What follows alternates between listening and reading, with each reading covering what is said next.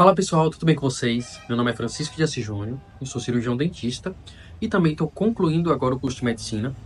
E um assunto que eu já tenho um tempo que eu quero falar com vocês é sobre diabetes. Vou falar sobre diabetes tipo 2, vou falar por cima sobre a diabetes tipo 1, que eu vou postar um vídeo depois sobre ela, e já tem vídeo sobre diabetes gestacional que eu vou deixar a sugestão aqui para vocês. Então eu vou falar nesse vídeo o que é a diabetes de forma profunda, o que é que acontece no seu corpo para você ter uma diabetes. Quais são os medicamentos que tratam a diabetes e o que cada um deles faz no seu corpo. O que você pode fazer para melhorar da diabetes. Quais são as consequências se você não equilibrar sua diabetes. Sinais que você pode estar ficando diabético. Sinais de pré-diabetes e também vou falar sobre pré-diabetes, né? Então, vou falar sobre um monte de coisa nesse vídeo, talvez fique um vídeo um pouco longo, mas vai ser um vídeo essencial para vocês, tá certo? Antes disso, eu vou pedir para você se inscrever no meu canal para que você não perca mais nenhum conteúdo a partir de hoje. E curte esse vídeo se você acha que é um vídeo relevante, interessante, que mais pessoas têm que saber sobre esse assunto. Compartilhe esse vídeo com quem está pré-diabético, com quem já tem diabetes, que certamente vai gostar de saber sobre isso. E agora, vamos às informações. Pois bem, gente. Diabetes é uma doença endócrino-metabólica. O que é que significa isso? Endócrino vem de glândulas. Glândulas que produzem hormônios. Então, quando a gente fala da diabetes, a gente está falando basicamente do pâncreas. O pâncreas é um órgão que está aqui atrás do nosso estômago. Tem a forma de um sapato, vou deixar a imagem para vocês. E nesse pâncreas tem dois tipos de células, basicamente. Que são células beta-pancreáticas e células alfa-pancreáticas. Essas células, cada uma delas vai produzir um hormônio. A beta-pancreática produz a insulina. Vocês vão entender a função da insulina. E a alfa-pancreática produz o glucagon, que vocês também vão entender que ele tem participação. Ele é antagonista da insulina. Quando a insulina está baixa, o glucagon está alto. Além desses hormônios, o pâncreas também produz enzimas digestivas, como a amilase pancreática e a lipase pancreática, que quebram carboidratos e gorduras. E também tem função na produção do bicarbonato de sódio para equilibrar o pH do nosso sangue. Então é um órgão extremamente importante, tá? O pâncreas é a chave central da diabetes, mas também vamos falar de outras situações, outros tecidos do corpo, como o tecido gorduroso, que pode exercer função endócrina e inclusive contribuir para a diabetes, tá certo? E o que é, gente, a diabetes? Antes de falar da diabetes, vamos falar de um pré-diabetes, certo? Pré-diabetes é um paciente que tem um quadro de resistência à insulina. Acabei de falar para vocês sobre a insulina. Então eu falei que a insulina é um hormônio produzido pelo pâncreas, né? E qual é a função da insulina? Tudo que você come de carboidrato, o que é carboidrato? Pão, macarrão, arroz, suco, refrigerante, frutas, tudo isso é carboidrato. Alguns são mais complexos, outros são mais refinados, né? Outro tipo de carboidrato que é complexo, por exemplo, batata doce, macaxeira, inhame, tudo isso é carboidrato. Quando você ingere o carboidrato e começa a mastigar, na sua boca vai sair na saliva uma enzima chamada amilase salivar, também conhecida como pitialina. E ela começa a quebra dos carboidratos. O que é que essa enzima faz? Imagina um prédio de 5 andares. Isso é um carboidrato complexo, um polissacarídeo. Poli porque tem várias camadas, né, de carboidrato. Então, a amilase salivar começa a quebrar esse prédio de 5 andares em um prédio de 4 andares. Então ela começa a quebra dos carboidratos. Aí você mastigou e engoliu. No seu estômago, a digestão dos carboidratos dá uma pausa, porque ali começa a digestão das proteínas. E depois, esse bolo alimentar vai passar do estômago para o intestino. No intestino, lembra que começa a ação de outras enzimas, como a amilase pancreática, e aí continua a quebra dos carboidratos. Então esse prédio que era de 4 andares, depois que você engoliu, se torna de 3, se torna de 2, se torna de 1, e o térreo. A menor parte de um carboidrato é a glicose. Então, esse carboidrato que você consumiu vai virar glicose no final. Então, na porção final do intestino, esse carboidrato vira glicose. E tudo que você comeu, no final da digestão, vai ser absorvido por uma veia, que é a veia que está ligada ao sistema digestivo, que é chamada veia porta. Essa veia porta pega todos os nutrientes, tudo que você consumiu, que foi aproveitado na sua digestão, e encaminha para o fígado. E aí o fígado vai basicamente fazer 3 funções. Ou vai distribuir para todo o seu corpo, ou vai converter, transformar, ou vai armazenar em forma de energia. Essa forma de energia que ela armazena pode ser em forma de gordura ou de glicogênio. Isso é o que acontece quando você consome carboidrato. Aí você entendeu que a porção final do carboidrato é a glicose. Então, tudo que você come vai virar glicose no seu sangue. E essa glicose, ela precisa entrar dentro das células. Então, nós temos bilhões de células no nosso corpo. Nós temos células de pele, nós temos células de sistema nervoso, nós temos células musculares, nós temos células de gordura. E basicamente as células de músculo e de gordura são as que mais aproveitam a glicose, as que mais precisam da glicose. E para essa glicose entrar dentro dessas células, ela precisa da insulina. E é aí que entra a insulina. A insulina que é produzida pelo pâncreas. Então vocês estão vendo que o pâncreas tem um papel fundamental na digestão dos carboidratos, né? E no aproveitamento desse carboidrato. Quando esse carboidrato está lá na porção final do intestino, antes dele ser dirigido para o fígado através da veia porta, o intestino libera um peptídeo chamado GLP-1. Esse peptídeo GLP-1 vai chegar lá no pâncreas e vai sinalizar para o pâncreas: olha, pâncreas, o humano comeu carboidrato. Então, logo mais, vai ter um aumento de glicose na corrente sanguínea. Então, começa a produzir insulina. Então, esse GLP-1 liberado pelo intestino manda o pâncreas produzir insulina.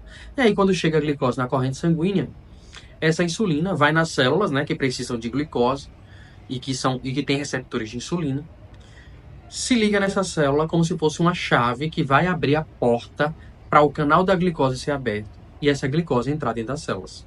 E por que essa glicose tem que estar dentro das células? Porque as células utilizam essa glicose numa porção das células, que é como se fosse uma usina hidrelétrica das células, que é chamada de mitocôndria. Essa mitocôndria transforma essa glicose em energia, que é chamada de ATP. E essa célula utiliza essa energia para produzir suas funções, para desempenhar suas funções, tá certo? Então a insulina é como se fosse a chave que abre a célula para a glicose entrar. Por isso que ela tem papel fundamental. E o que seria uma resistência insulínica? Uma resistência insulínica é como se essa fechadura tivesse emperrada ou essa chave com defeito. Então, por mais que o pâncreas produza insulina, ou a célula não reconhece essa insulina, ou tem dificuldade de reconhecer, certo? Ou a quantidade produzida de insulina pelo pâncreas não é suficiente. Então, por exemplo, basicamente a célula não reconhece essa insulina ou tem menos receptores. E aí o que é que o pâncreas tem que fazer? Produzir cada vez mais insulina. Então, se antes essa quantidade de glicose precisaria dessa quantidade de insulina, agora essa mesma quantidade de glicose precisa dessa quantidade de insulina. Então o pâncreas fica sobrecarregado, tendo que produzir cada vez mais insulina. E essa insulina em excesso, que não é reconhecida pelos receptores, começa a se ligar em outros receptores, certo? Então, um quadro de resistência insulínica é basicamente caracterizado pelo aumento da produção de insulina associado ao aumento de glicose na corrente sanguínea, mas não um aumento de glicose nos níveis de um diabético. É um nível de glicose nos níveis do pré-diabetes, que é considerado uma resistência insulínica. Então, seria ali entre 100 e 125 mg por decilitro, que é miligramas por decilitro, que seria uma quantidade de glicose associada com pré-diabetes.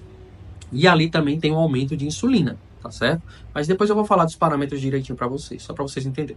Então tem aumento de glicose e tem um aumento da insulina, ou seja, a insulina não está sendo aproveitada. E aí, essa insulina pode se ligar em outros receptores, como por exemplo os receptores chamados IGF-1, que são receptores de um outro tipo de hormônio chamado hormônio do crescimento semelhante à insulina. Como o próprio nome já diz, ele é um hormônio do crescimento. E esse hormônio, ele tem muito receptores em células da pele, sobretudo em regiões de dobras, como pescoço, axilas e virilha. Então, esse aumento de insulina é reconhecida por esses receptores de IGF-1 e faz com que essas células da pele, células epiteliais, cresçam. E as células da pele têm várias camadas, que é a camada basal, camada espinhosa, camada granulosa e camada córnea. A função da camada córnea é produzir queratina.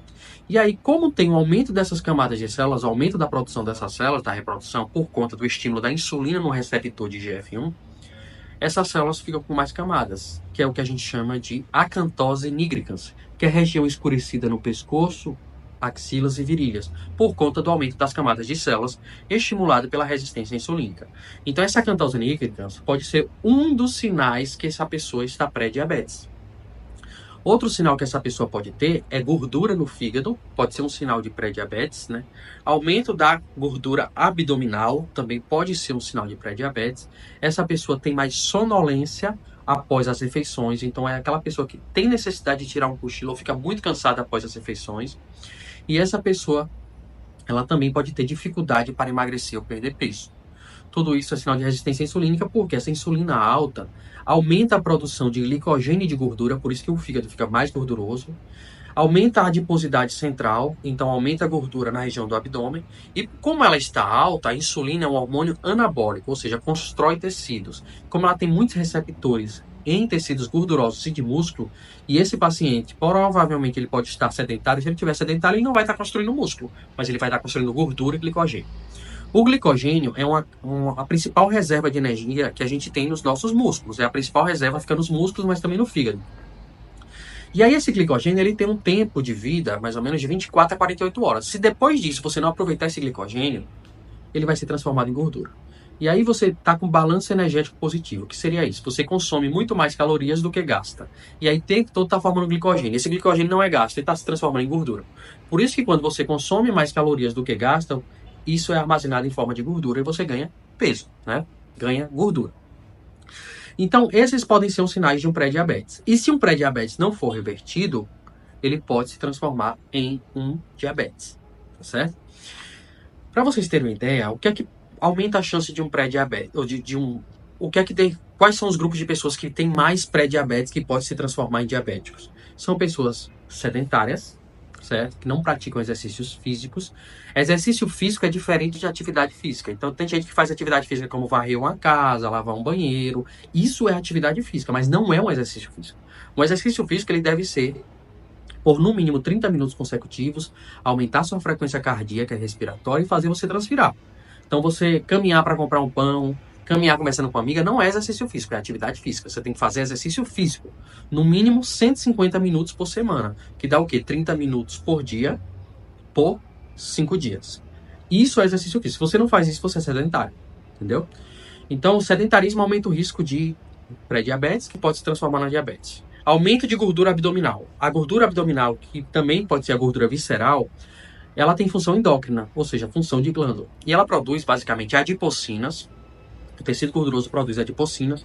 Essas adipocinas, elas aumentam a resistência insulínica. Então, é como se elas oxidassem, né, deixassem enferrujadas as fechaduras da insulina nos tecidos, né? Outra questão é que esse tecido gorduroso tem um aumento da atividade metabólica e produz substâncias inflamatórias, como, por exemplo, interleucinas, como interleucinas 1, interleucina 6, TNF-alfa, que são substâncias inflamatórias que promovem também a resistência insulínica. Outra questão que esse tecido gorduroso faz é produzir aldosterona. Então, um percussor do aldosterona. A aldosterona é um hormônio que faz com que os seus rins retenham sódio e água. E aí aumenta o que? O volume sanguíneo. Quando aumenta o volume sanguíneo, aumenta a pressão arterial. Então, a pressão arterial é a pressão que o sangue faz dentro das artérias. Então, essa pessoa pode aumentar o risco de hipertensão arterial, né? Então, você vê que aumenta o tecido gorduroso, aumenta a adipocinas, fatores inflamatórios que vão aumentar a resistência insulínica e também pode aumentar a pressão arterial.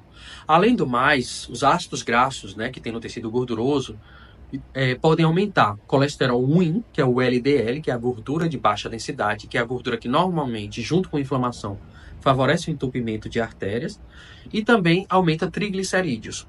Então, o colesterol ruim aumentado junto com triglicerídeos também favorecem o aumento do risco de diabetes, tá certo? Então, tudo está relacionado com o aumento de gordura abdominal e sedentarismo, que pode favorecer o aumento do risco de diabetes. Mas não só isso. Alguns medicamentos, como por exemplo glicocorticoides, como por exemplo dexametasona, prednisolona, de uso indiscriminado, podem favorecer o pré-diabetes. Como o próprio nome diz, glicocorticoide, eles têm relação com a glicose.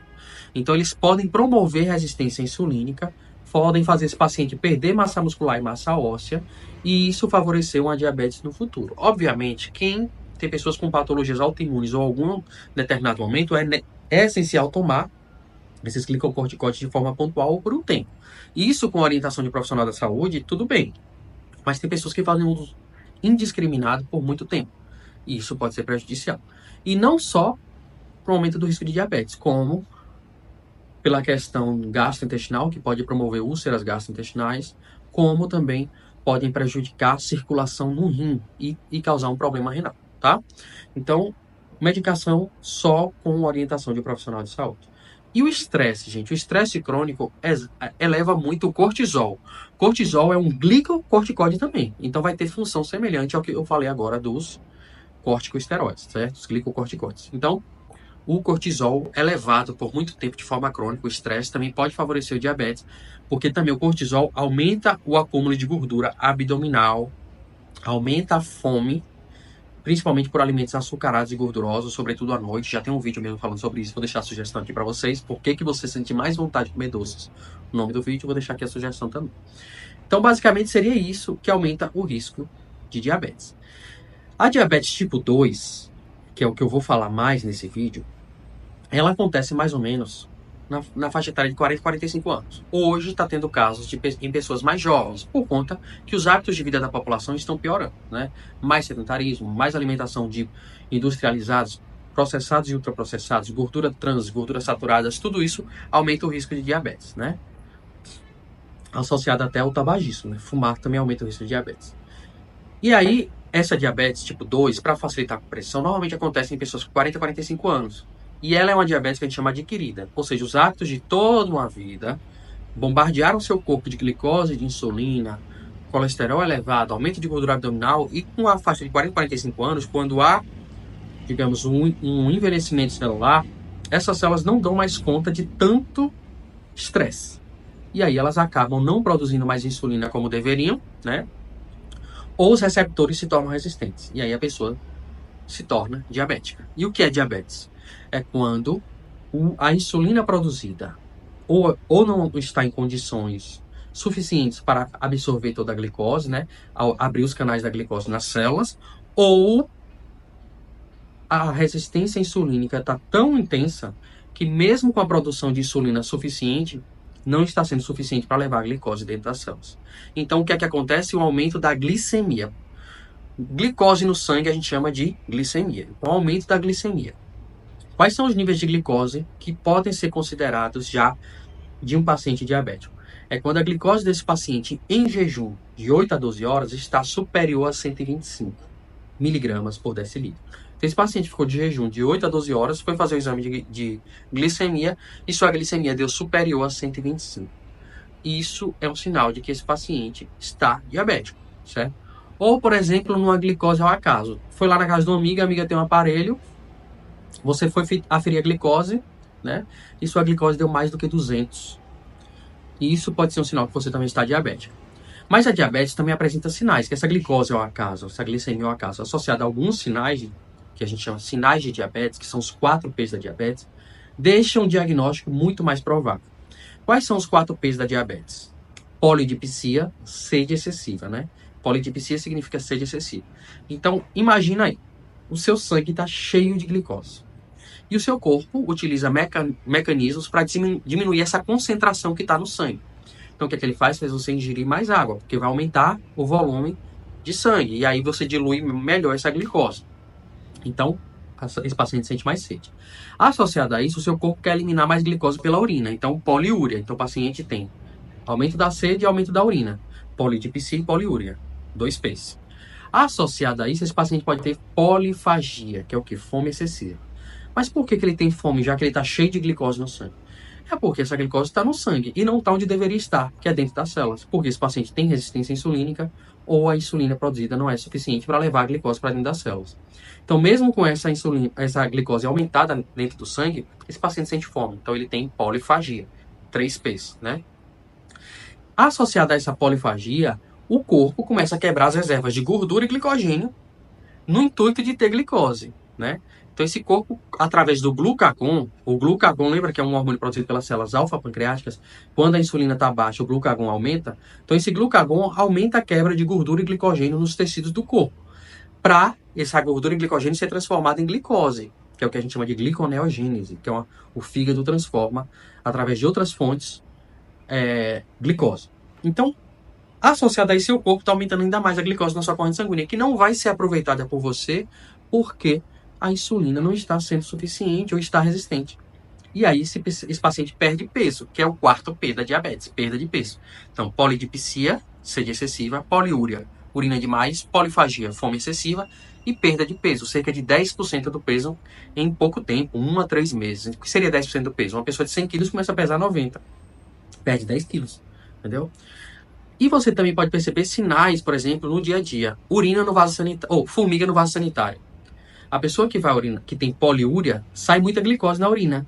E aí as formigas começam a ir lá a querer pegar essa glicose que está na urina e você percebe formiga no vaso sanitário.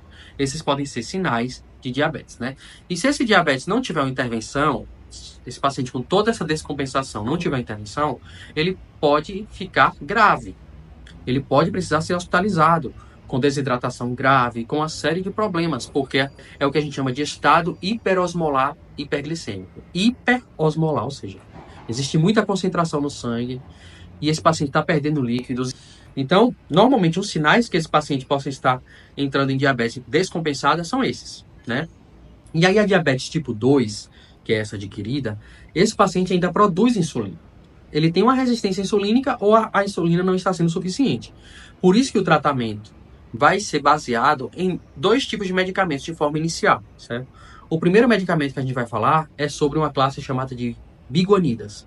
As biguanidas é o nome mais famoso que vocês conhecem, é a metformina, ou também conhecida como glifage, certo? A metformina, ela tem como mecanismo melhorar a sensibilidade à insulina. Ou seja, os receptores que a gente chama de insulina, né, vão favorecer o translocamento do canal da glicose. Ou seja, o canal da glicose vai ser aberto mais facilmente nas células através da metformina. Então a metformina começa a absorver melhor a glicose desse paciente, porque melhora a sensibilidade à insulina. Aliado a isso, a metformina também faz o quê? Faz com que parte da glicose que esse paciente consuma seja utilizado como fonte de energia pelo intestino. Então o intestino, para fazer a digestão, utiliza parte da glicose também como fonte de energia. E a metformina também impede que o fígado produza glicose, porque o fígado também tem produção de glicose. Lembra que eu falei da gliconeogênese? Então a metformina também tem essa função. Então é um medicamento que a gente diz padrão ouro para o tratamento da diabetes. E é basicamente uma das primeiras linhas de tratamento. Obviamente tem casos individuais que pode ser associado a outros medicamentos, né? Ou não começar pela metformina, mas normalmente, na maioria dos casos, vai começar pela metformina, certo? Então, basicamente, esse paciente pode começar com metformina 500 miligramas ou 850 miligramas. Normalmente começa em doses mais baixas e à medida que o paciente vai tolerando, você vai aumentando as doses. Porque um dos efeitos colaterais da metformina é efeitos gastrointestinais. Então, o paciente pode ter diarreias e náuseas. E aí para contornar isso, você pode utilizar a glifagem que a gente diz XR. XR significa que é liberação prolongada. Então não tem aquele pico do medicamento de uma vez só na corrente sanguínea. Vai sendo liberado aos poucos e aí você ameniza os sintomas dos efeitos colaterais, tá certo? E aí a partir daí você vai aumentando as doses da metformina. Associado, dependendo do caso, muitas vezes o paciente já pode começar com 2 medicamentos, né? Que é a metformina e outro medicamento que a gente chama de sulfonilureias. A classe dos medicamentos são sulfonilureias, que são medicamentos que a gente diz secretagogos, que eles aumentam a secreção de insulina pelo pâncreas. Então esses medicamentos podem ser, por exemplo, glibenclamida ou gliclazida. São medicamentos que aumentam a secreção de insulina pelo pâncreas, então eles vão agir em células beta-pancreáticas e vão estimular essas células beta-pancreáticas a aumentar a produção de insulina. Então a insulina vai ser maior, a quantidade de insulina, associada à melhor sensibilidade à insulina produzida pela metformina. Então você começa a reduzir a glicose desse paciente com esses 2 medicamentos associados. Associados a basicamente esses 2 medicamentos, você tem que associar uma mudança no estilo de vida. Então esse paciente tem que fazer uma dieta que a gente diz uma dieta low carb, que é diminuir a quantidade de carboidratos, aumentando a quantidade de gorduras boas e proteínas, certo? E aí esse paciente reduz esse pico glicêmico que ele tem na corrente sanguínea e começa a equilibrar os níveis glicêmicos, tá?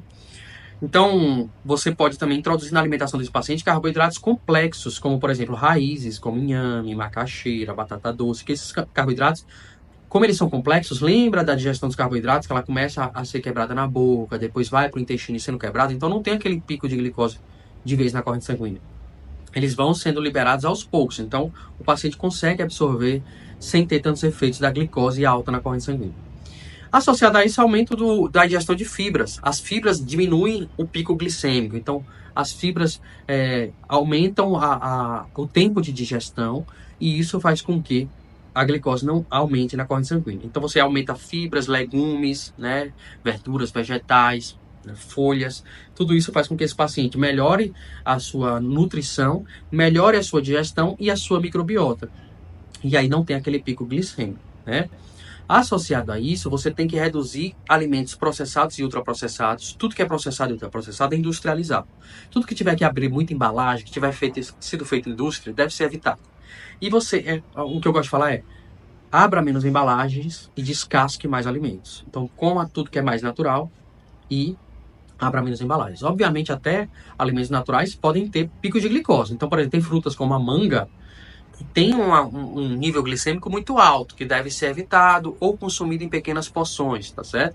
Tudo no diabético é permitido, mas tudo com moderação. Evitar suco, porque o suco é um disacarídeo, né? Que só tem duas unidades de carboidrato, que é frutose. Quando vai chegar no intestino, vai virar glicose, mas a glicose chega muito rápido. Então, evitar isso, certo? Sucos, refrigerantes. Refrigerante zero, por exemplo, é permitido. Bebidas alcoólicas como a cerveja é maltose. E a maltose, glicose mais glicose. Então, tudo isso aumenta a glicose do paciente na corrente sanguínea. Tá certo? Então, prefira sempre questões mais complexas. Alimentos mais complexos do que alimentos simples, que vão dar um pico glicêmico na corrente sanguínea, tá? E associado ao exercício físico. O exercício físico vai aumentar a captação de glicose e melhorar a sensibilidade à insulina. Porque no exercício físico vai ser liberado, por exemplo, as miocinas, que são substâncias liberadas pelo músculo, óxido nítrico, que aumenta a dilatação dos vasos sanguíneos, e tem uma série de substâncias que melhoram a sensibilidade à insulina, melhoram a capacidade cardiovascular e aumentam a capacidade de absorção de glicose. Vai gastar mais glicogênio, esse glicogênio não vai ser transformado em gordura, né? Reduz a inflamação corporal, e tudo isso ajuda muito no diabético. Então, preferencialmente, exercício físico de musculação associado a exercício aeróbico. Então, você pode fazer o quê? Três vezes por semana musculação e 2 a 3 vezes por semana aeróbico. Aeróbico é o quê? Caminhada. Caminhada no nível que você canse, que você fique ofegante, que você aumente a frequência cardíaca e respiratória e que você transpire, tá certo? Existem, gente, outros tratamentos para diabetes tipo 2. São medicamentos que podem ser mais caros, mas também medicamentos que são mais caros, mas que agora começaram a ser distribuídos pelo SUS. Como, por exemplo, que a gente chama de ISGLT2, que são inibidores do sódio-glicose transportador. Esses medicamentos têm um nome como, por exemplo, dapaglifosina. Eles vão terminar em glifosina. Dapaglifosina, empaglifosina. E esses medicamentos, basicamente, o que é que eles fazem? Eles aumentam a excreção de glicose pela urina. Então, o paciente libera mais glicose na urina e isso faz com que reduza a glicose na sua corrente sanguínea, ajudando esse paciente a controlar a glicose. Esses medicamentos têm benefícios também em prevenir doença renal, que é uma das consequências do diabetes, mas também em prevenir doença cardiovascular, por exemplo, insuficiência cardíaca, ou ajudar no tratamento dessas patologias. Então, é um ótimo medicamento que agora está sendo distribuído no SUS, mas vai depender de cada caso, tá certo? Esse pode ser um dos medicamentos associados também no tratamento, mas normalmente você começa por uma biguanida, que é a metformina, junto com a sulfonilureia, que são o que eu te falei, glibenclamida, gliclazida, né? Alguns desses estão entrando em proscrição por conta dos efeitos colaterais. Tem outros medicamentos também que são inibidores da DPP-4. DPP-4 é uma enzima que degrada o GLP-1, certo? Lembra que eu falei que quando a glicose entra no intestino, ele começa a produzir o GLP-1 para mandar o pâncreas produzir insulina? E o GLP-1 tem um tempo meia-vida muito curto, poucos minutos, certo? E quem degrada o GLP-1 é essa DPP-4. Então, quando você tem um medicamento que é inibidor da DPP-4, você aumenta o tempo de ação do GLP-1. Então, esse GLP-1 faz com que o pâncreas produza mais insulina. Esses são uns dos medicamentos.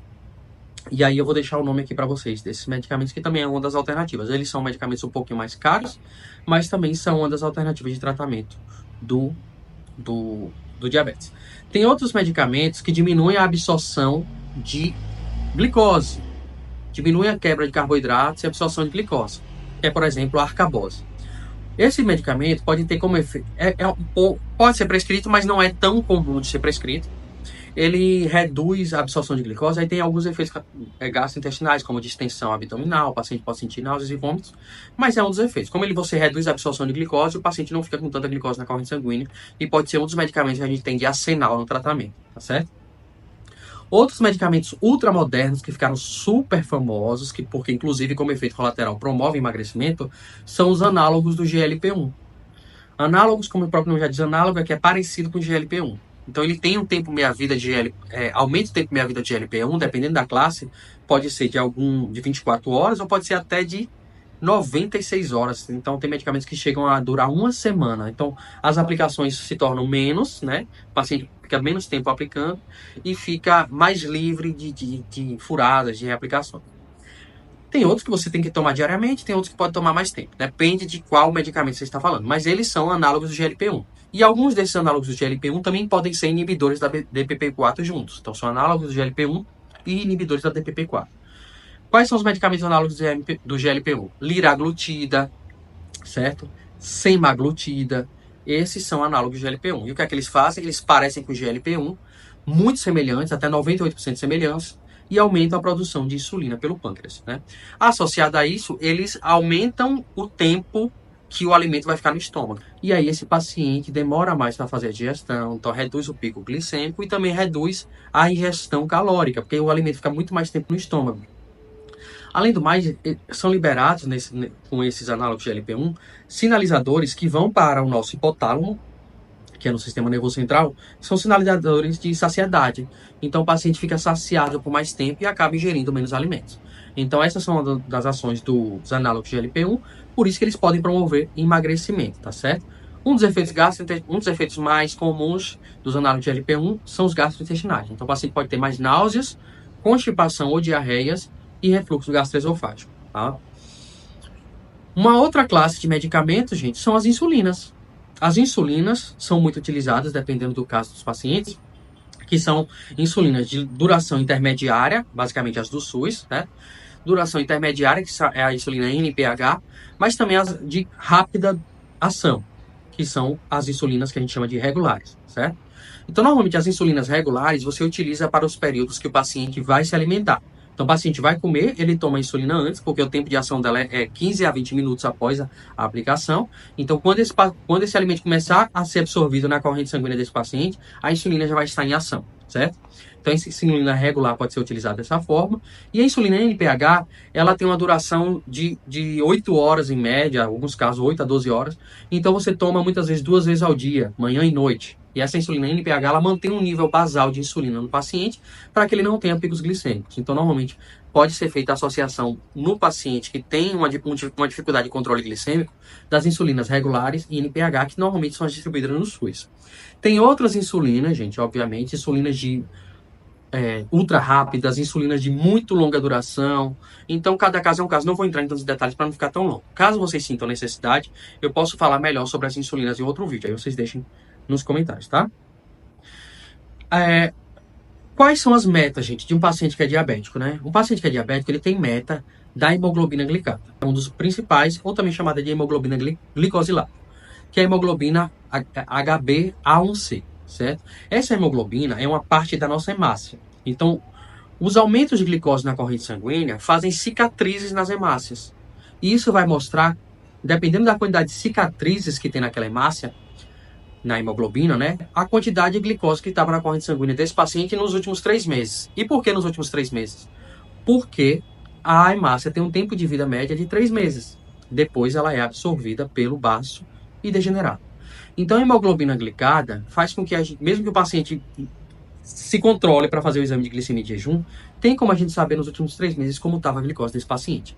Então no paciente diabético, a meta é que essa hemoglobina glicada esteja abaixo de 7%, certo? Essa é a meta do paciente diabético. Ela tem que estar abaixo de 7%. Se ela estiver acima de 7%, a gente pode ir associando medicamentos dessas classes que eu expliquei para vocês. Existem outras classes, mas essas são as mais utilizadas. Ou, se essa hemoglobina glicada desse paciente estiver acima de 9%, aí é indicado a introduzir a insulina, que pode ser de forma temporária, para você controlar a glicemia desse paciente, ou de forma permanente, se essa for a indicação, tá certo? Existem situações, gente, como por exemplo, pessoas mais idosas, que você tolera uma hemoglobina glicada superior. Então, vou deixar os parâmetros aqui para vocês conhecerem também, tá certo? E situações de pré-diabetes na hemoglobina glicada, que eu não falei para vocês. A hemoglobina glicada normal tem que ser abaixo de 5,6%, certo? Valores entre 5,6% e 6,4% significa que esse paciente pode estar pré-diabético, tá certo? E outro índice que a gente pode avaliar um pré-diabetes é um índice que a gente chama de índice Roma-IR, que vai avaliar o nível de glicose e o nível de insulina ao mesmo tempo na corrente sanguínea. E faz um cálculo para saber se o nível de insulina está adequado ao nível de glicose na corrente sanguínea. Então, o índice Roma-IR também é utilizado para avaliar a resistência insulínica, e eu vou deixar também os parâmetros aqui para vocês.